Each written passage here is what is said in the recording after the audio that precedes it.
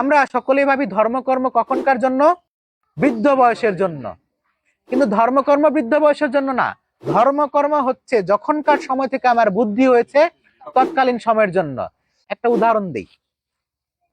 যারা এখানে যুবক যারা আছেন তারা এতক্ষণ ধরে এখানে বসে আছেন, একদম পদ্মাসনে কিংবা সুখাসনে বসা।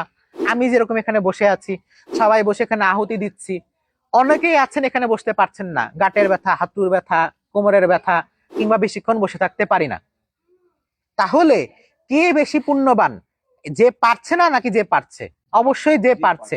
তাহলে পুণ্য কার বেশি, যে বৃদ্ধ বেশি নাকি যে যুবক বেশি? তার, যে যুবক বেশি।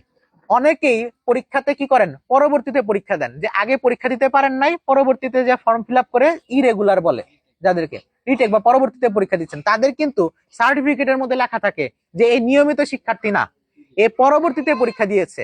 তাহলে মানুষ প্রশংসা কার করে, নিয়মিত শিক্ষার্থী যে তার নাকি যে পরবর্তীতে পরীক্ষা দিয়েছে তার? নিয়মিত। তাহলে যদি আমরা জগতে বসে নিয়মিত ব্যক্তির প্রশংসা করি, তাহলে ভগবানের উপাসনার সময় আমরা কেন বৃদ্ধ বয়সের অপেক্ষা করি?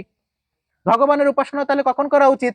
যখন কিনা আমার যুবক বয়স, যখন কিনা আমার শরীরে শক্তি সামর্থ্য আছে তখন।